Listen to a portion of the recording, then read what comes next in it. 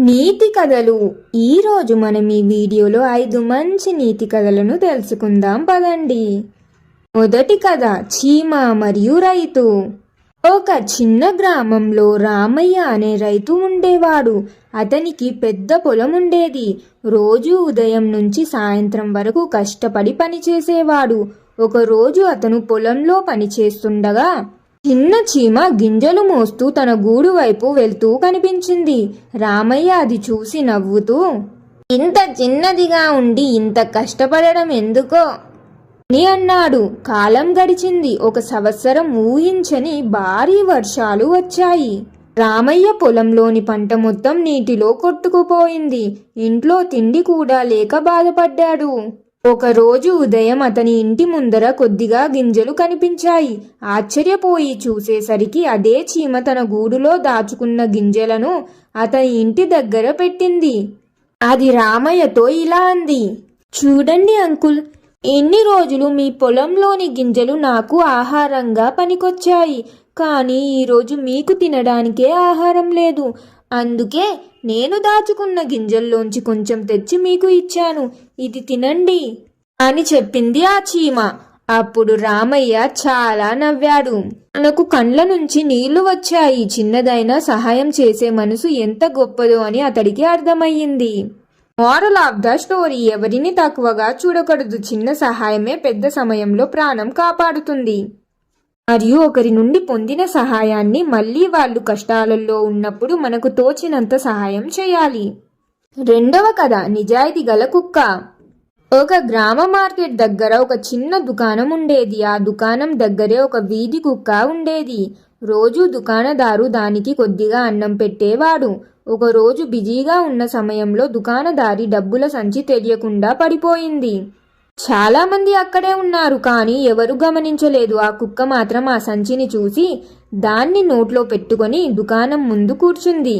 దుకాణదారు వెతుకుతూ బయటికి వచ్చి చూసేసరికి తన సంచి కుక్క దగ్గర ఉండడం చూసి ఆశ్చర్యపోయాడు. అతను ఆనందంతో కుక్కను ప్రేమగా తలపై తట్టి అందరికీ కుక్క చేసిన సహాయం గురించి చెప్పాడు. ఆ రోజు నుంచి ఆ కుక్కను గ్రామం మొత్తం గౌరవంగా చూసింది.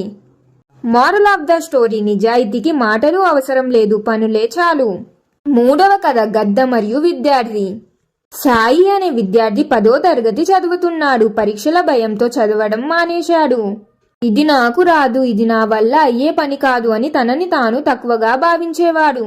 ఒకరోజు బాధగా బయట కూర్చొని ఉండగా ఒక గద్ద ఆకాశంలో ఎగిరేందుకు ప్రయత్నిస్తూ కింద పడిపోయింది.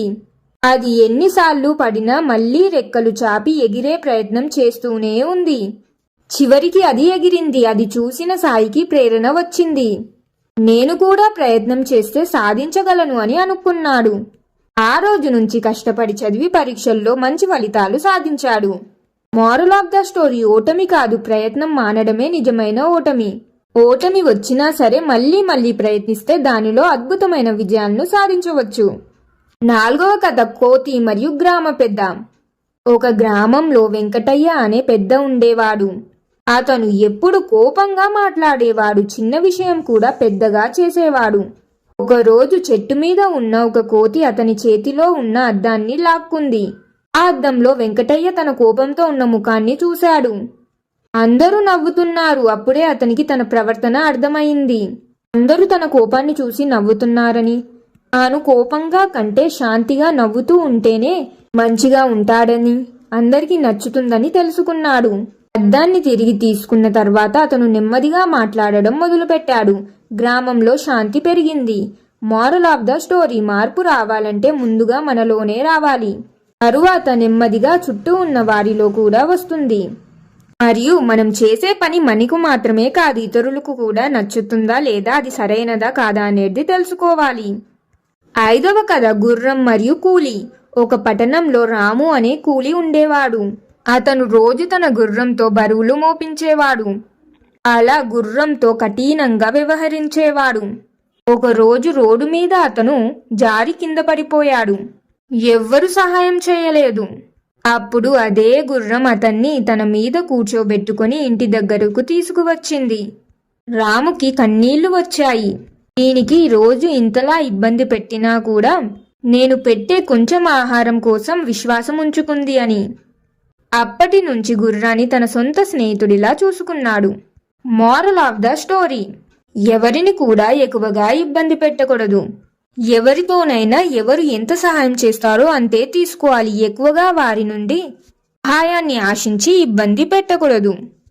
చూశారు కదా ఫ్రెండ్స్, ఈ 5 కథల్లో మీకు ఏ కథ మంచిగా అనిపించింది, ఏది నచ్చింది అనేది కామెంట్స్లో మీ అభిప్రాయాన్ని తెలియజేయండి. ఎలాంటి కథలు మీకు ఇంకా కావాలా అనేది కూడా కామెంట్స్లో తెలియజేయండి. మరియు ఈ కథ నచ్చితే లైక్ చేయండి, మీ ఫ్యామిలీ అండ్ ఫ్రెండ్స్ తోటి కూడా షేర్ చేయండి. ఇంకెన్నో మంచి కథల కోసం ఇప్పుడే మన ఛానల్ని సబ్స్క్రైబ్ చేయండి. ఇంకొక మంచి కథతో మళ్ళీ కలుద్దాం. ధన్యవాదాలు.